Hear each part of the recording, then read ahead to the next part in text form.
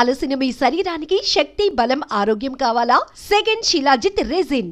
ఇప్పుడు చేస్తున్నారు కదా, దీనికన్నా ముందు 5 years మధ్యలో ప్రొడ్యూస్ చేసాం సీరియల్స్. ఓకే, 2019. సో యాక్ట్ చేయలేదు. ఓకే, అంత ముందు లాస్ట్ అమెరికా అమ్మాయి సీరియల్, అమెరికా అమ్మాయి చేసినప్పుడు అష్టాచమ్మ చేశాను. 14, 15, 13, జాబిలమ్మ చేశాను 12 మధ్యలో కొన్ని రోజులు ప్రభాకర్ గారి. ఆ తర్వాత ముందు అంతఃపురం, భార్యమణి ఈటీవీ 9, 10. ఓకే, సో అట్లా ఒక 15, 16, ఒక 18 years ఈజీగా అయ్యి ఉండొచ్చు అప్రాక్సిమేట్లీ. 15 అబోవ్ అయితే డెఫినెట్ గా ఉంటుంది, డౌట్ దాంట్లో. సో అయితే ఆల్మోస్ట్ 15 సంవత్సరాల నుంచి ఉన్నారు yes serials. yes total RJ VJ ఇవన్నీ కలిసి పైన ఉంటాను. జెమినీ మ్యూజిక్ లో చేశారు. ఓకే, సో జనరల్ గా డాక్టర్ అవ్వబోయి యాక్టర్ అయ్యాం ఇలా అంటుంటారు. అలా మీకు ఏమన్నా అంటే ఏదో అవ్వబోయేది అయ్యాం? అసలు స్క్రీన్ మీదకి రావాలని అలా ఏం లేదు. ఫస్ట్ ఆఫ్ ఆల్ డిగ్రీ అయ్యి చదువుకునేటప్పుడు సినిమాలు చూసేవాళ్ళం.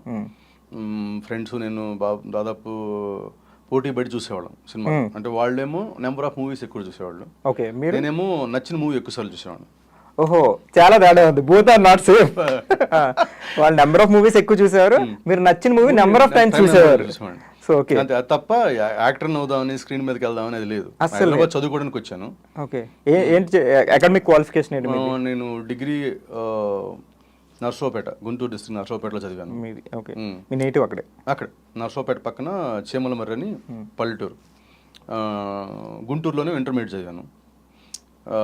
నర్సరావుపేటలో మన ఎన్టీఆర్ కాలేజ్ అని ఉండేది, దాంట్లో డిగ్రీ చదివాను. ఆ తర్వాత ఇక్కడ బి లెవెల్ కంప్యూటర్స్ అని అది చదివాను ఇక్కడ. ఓకే, ఎంసీఏ టెస్ట్ రాస్తే 12,000 ర్యాంక్ వచ్చింది. 12,000 ర్యాంక్ ఇప్పుడైతే 1 lakh వచ్చిన సీట్ వస్తుంది. ఓకే, అంటే నేను 12,000 ర్యాంక్ వచ్చిన నెక్స్ట్ ఇయర్ నుంచి చంద్రబాబు నాయుడు గారు వచ్చి కాలేజీలు పెంచారు. ఓ, సో నేను ముందు అప్పుడు నాకు సీట్ రాకపోతే నేను బి లెవెల్ కంప్యూటర్స్ జాయిన్ అయ్యా.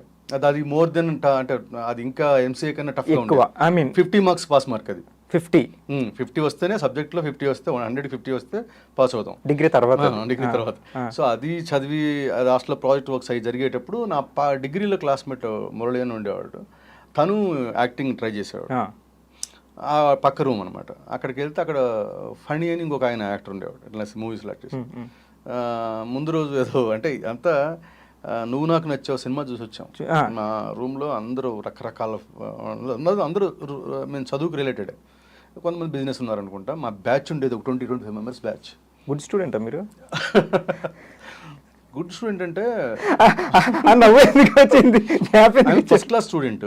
ఓకే, ప్రతి హాస్టల్ నుంచి ప్రతి హాలిడేస్కి మొత్తం బుక్స్ తీసుకెళ్ళేవాడిని. హాలిడేస్లో మొత్తం చదివేద్దామని, అంటే ఎప్పటికప్పుడు బాగా చదువుదామని ఉండేది. మళ్ళీ అదే బ్యాగ్ ఎప్పుడు చదవలేకపోయాను. Very intelligent student, not good student, very intelligent student. Okay, మొత్తానికి అలా సమ్ అక్కడ ఏదో సో రూమ్మేట్ వల్ల ఇలా రూమ్మేట్స్ అట్లా ఏదో ఫొటోస్ ఇచ్చేసేసి అనుకోకుండా అలా స్క్రీన్ మీదకి వచ్చాం. ఫస్ట్ స్క్రీన్ మీదకి వచ్చారా? రేడియో కన్నా కాదు, మూవీస్ లో సై సినిమా చేశాను. సినిమా ఈ స్టూడెంట్ బ్యాచ్ గేమ్స్ దాంట్లో అంటే కనపడం అంటే కట్అవుట్ ఉంది కదా ఉండడం. తర్వాత భద్ర సినిమాలో ప్రకాష్ రాజ్తో డైలాగ్ ఉంటుంది, చాలా మంది తెలుసు. నాతో సోషల్ మీడియాలో టచ్లో ఉండే వాళ్ళందరికీ తెలుసు. వాళ్ళు దాన్ని కూడా గుర్తుపెట్టి అడుగుతుంటారు. ఆ క్లిప్ కట్ చేసి నాకు పెడుతుంటారు. ప్రకాష్ రాజ్తో డైలాగ్ ఉంటుంది, మీరు మాకు చదువు చెప్పించే దేవుడికి ఏదైనా జరిగితే ఎవరైనా చదువుకోమన్నా చంపేస్తామని ఒక డైలాగ్ ఉంటుంది. ఆ డైలాగ్ నాకు ఇచ్చారు. Positive character. అంటే ఒక 5-6 స్టూడెంట్స్ ఉంటారు. ఆయన కొంతమంది స్టూడెంట్స్కి చదువు చెప్పేస్తుంటారు. అక్కడ ఏదో అటాక్ జరిగితే ఊర్లో డైలాగ్ ఉంటుంది. సో మీ ఫస్ట్ అరంగేట్రం చేసిన తర్వాత ఇంకా ఇదేంటి చిన్న చిన్న క్యారెక్టర్లు వస్తున్నాయి, ఇలా చేస్తే ఎప్పటికీ ఆయన మనకు తెలియదు కదా. అలా చిన్న చిన్న క్యారెక్టర్ చేస్తే పెద్ద పెద్ద క్యారెక్టర్ ముందుకెళ్తాం అని కూడా అవ్వాలి లేదు, తెలియదు. అసలు ఇండస్ట్రీలో ఎవరు తెలిసిన వాళ్ళు కూడా లేరు. అక్కడ సారథి అని ఒక ఫ్రెండ్ ఉండేవాడు, తను తీసుకెళ్ళేవాడు ఆఫీస్కి. నేను ఫోటో ఇచ్చిన ప్రతి ఆఫీస్లో నన్ను పిలిచి క్యారెక్టర్ ఇచ్చారు, ప్రతి చోట. అసలు సినిమా కష్టాలు అసలు ఏమీ నాకు లేదు. నేను ఫోటో ఇస్తే రాజమౌళి గారిని కలిసి ఫోటో ఇచ్చాను, వచ్చింది ఆఫర్ వచ్చింది, బైక్ కొనుక్కున్నాను. మన బోయపాటి శ్రీనివాసరావు గారి దగ్గరికి తీసుకెళ్ళాడు ఫ్రెండ్. తీసుకెళ్తే ఆయన భద్రాద్రి ఇచ్చాడు.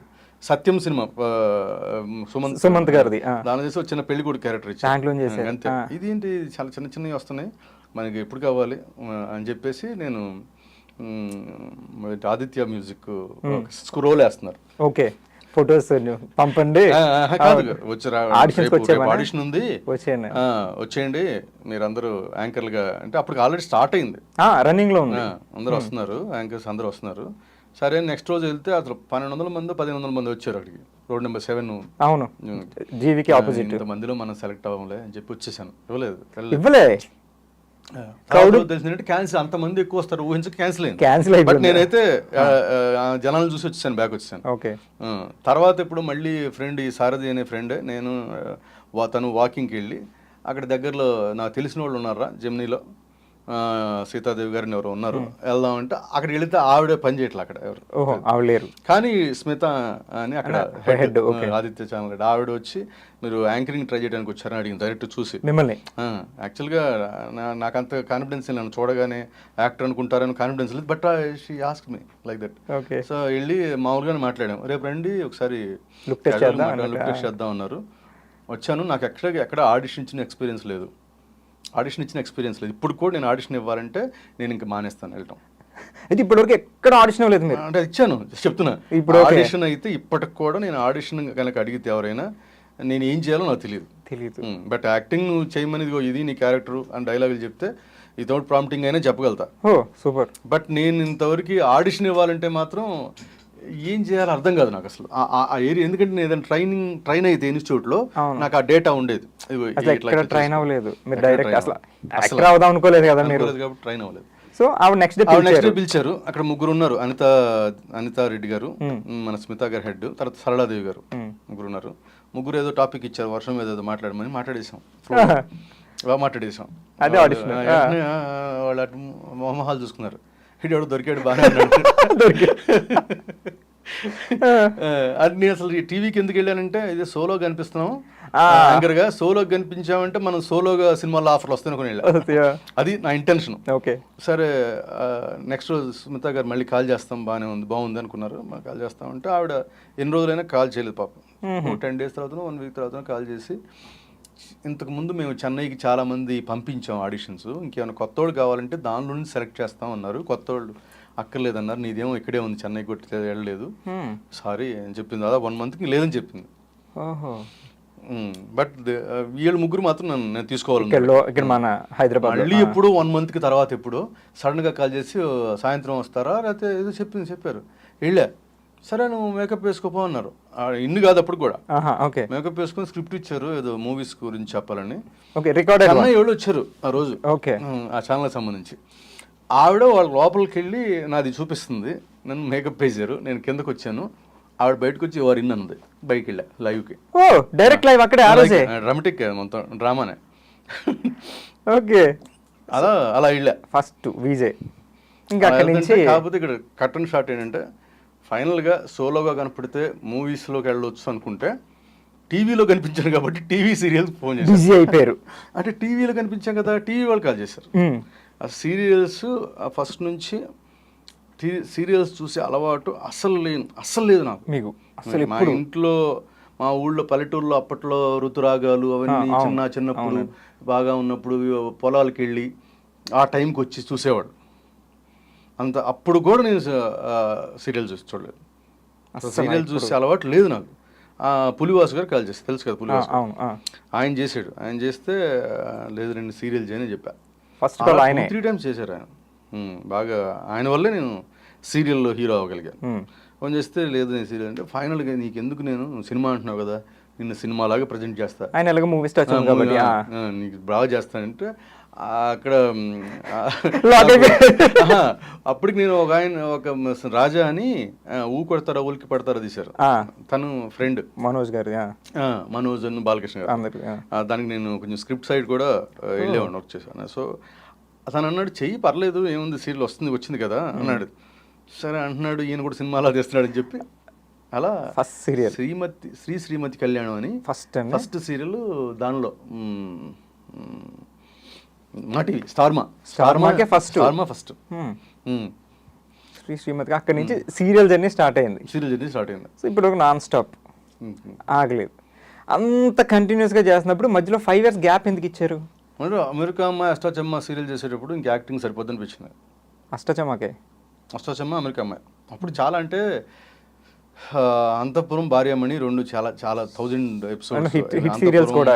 చాలా హిట్ సీరియల్స్ సంవత్సరాల తరబడి చేసింది. ఆ తర్వాత మళ్ళీ అమెరికా అమ్మాయి హిట్, అమెరికా అమ్మాయి, అష్టచమ్మ ప్యారల్ గా హిట్లు, రెండు హిట్లే. స్టార్ మా ఒకటి, జీ తెలుగు ఒకటి. ఒకటి రెండు హిట్ అయినాయి కదా. ఇంకా అప్పుడు ఏమో పెద్ద వర్క్ అంటే సీరియల్స్ ఒకే రకంగా ఉంటున్నాయి కదా, ఏముంది ఇంకా యాక్టింగ్ మనోటమి వచ్చింది అనిపించిందేమో మీకు? కదా ఏమో సంభవ్ ఇంక చాలే అనుకోకుండా నేను అమెరికా అమ్మాయి సీరియల్కి నేను అనుకోకుండా యాక్సిడెంటల్ ప్రొడ్యూసర్. నేను ప్రొడ్యూసర్ కూడా అవుదాం అనుకోలేదు, అదే ప్రొడ్యూసర్ అవుదామని అసలు నాకు లేదు. అసలు యాక్టర్ లేదన్నారు కదా. ప్రొడక్షన్ అసలు నా ఏరియానే కాదు. ఇంకా నేను ఏదైనా కొంచెం క్రియేటివ్ సైడ్ నేను స్క్రీన్ ప్లే కాబట్టి, ఏదైనా మూవీస్ చూస్తుంటాం కాబట్టి, ఏదైనా సిరీస్లో అవి చూస్తుంటాం కాబట్టి, ఇంగ్లీష్ సిరీస్లో అవి. స్క్రీన్ ప్లే స్టోరీ సైడ్ నాకు ఫస్ట్ నుంచి డిస్కషన్లు, ఈవెన్ సినిమా వాళ్ళతో పరిచయం వాళ్ళతో ఉంది, కానీ ప్రొడక్షన్ అనేది నా ఏరియా ఎప్పుడు లేదు. మీ అకౌంట్స్ అంటే ఐ హేట్. అలాంటిది అనుకోకుండా ఏదో చిన్న మాట అంటే అది సీరియస్గా తీసుకొని జీ వాళ్ళు అప్పుడే మన సునీత తాటి మన ప్రొడ్యూసర్ యాక్చువల్గా ఆవిడ అనుకోకుండా ఏదో వేరే ఛానల్కి సీరియల్ చేయటం, ఇక్కడ అగ్రిమెంట్ బ్రేక్ చేశారని, అది రూల్స్ అగైనెస్ట్ అని మళ్ళీ వేరే వాళ్ళకి ఇవ్వాలనుకుంటాం. అప్పుడు ఏదో అనుకోకుండా నేను జయంతో అంటే సీరియస్ అంత సీరియస్ కాదు అనేసాను. అది సీరియస్గా వెంటనే అది వెరీ సీరియస్ అనమాట. వెంటనే నెక్స్ట్ రోజే టేక్ ఓవర్ చేసుకోవాలి. వెంటనే ఇమీడియట్ ఈ రోజు 7 కాల్ చేశాడు, రేపు 10:30 మీటింగ్ అన్నాడు.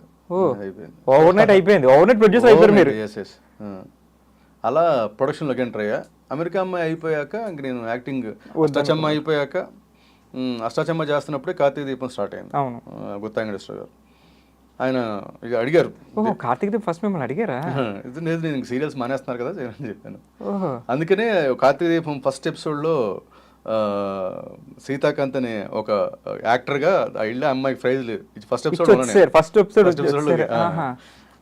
సో అయితే డాక్టర్ నుంచి యాక్టర్ అవ్వకుండా అసలు యాక్టర్ నుంచి డాక్టర్ అవ్వాల్సిన వాళ్ళు మీరు, క్యారెక్టర్ బట్ చేయలేదు అంటే రీల్ వైజ్ డాక్టర్ అవ్వాల్సిన వాళ్ళు. బట్ సూపర్ హిట్ అంతాను. సో అష్టాచమ్మ తర్వాత గ్యాప్, ఇంకా అష్టాచమ్మ తర్వాత చేయను అనుకున్నాను. తర్వాత అమెరికా అమ్మాయి నడుస్తుంది ఇంకా ప్రొడక్షన్. అమెరికా అమ్మాయి తర్వాత ఇంకా నేను ఆపేసాను. తర్వాత ఈవెన్ అత్తారింట్లో అక్క చెల్లెని వైదేహిపరిని ప్రొడక్షన్ చేశారు. ఆ 5 years యాక్టింగ్ రాలా. సో ఎప్పుడైనా ఆ మిస్సింగ్ ఫీలింగ్ వచ్చేదా యాక్టింగ్ ది? అంటే నేను హీరోగా చేశాను, ఈ 5 సంవత్సరాలు ఖాళీ, అదే ఇప్పుడు ఖాళీగా ఉన్నాను, స్క్రీన్ మీద కనపడట్లేదని ఏమన్నా ఇంత ఫీల్? లేదు అసలు.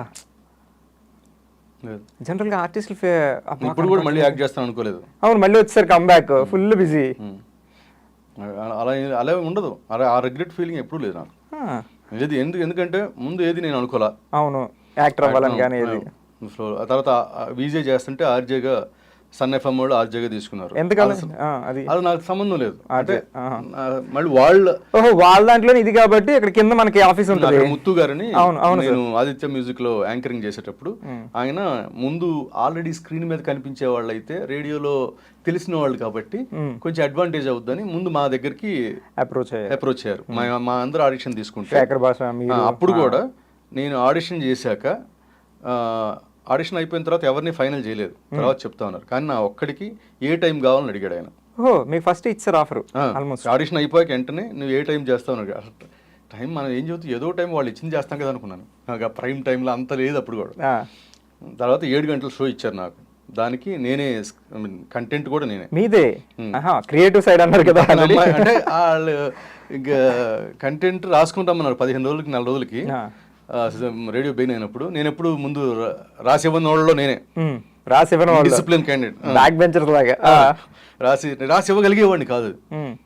ఎందుకంటే టాపిక్ ముందు ఎప్పుడు ప్రిపేర్ అవ్వలేదు నేను. ఇప్పుడు ఇక్కడ లైవ్ ఉండేది, అట్లా ఎలా ఉందంటే సపోజ్ ఇక్కడ 7కి 7:30 లైవ్ ఇక్కడ ఉంటే అక్కడ 7:30 to 8 అట్లా ఉండేది. నేను ఆ 5 నిమిషాల్లో ట్రావెల్ చేసి వచ్చేవాడిని. రోడ్ నెంబర్ 7 నుంచి సోమాజిగూడ. అప్పుడు రేడియో అక్కడ ఉండేది.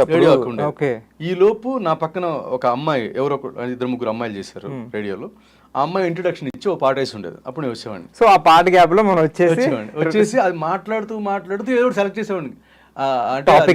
టాపిక్ కపుల్స్ ఫోన్ చేస్తారు, భార్యాభర్తలు పెళ్ళైన వాళ్ళు చేస్తారు. ఆ పెళ్ళైన వాళ్ళ సంబంధించిన టాపిక్ ఏదో ఒకటి చెప్పాలి, దాని గురించి డిస్కస్ చేయాలి.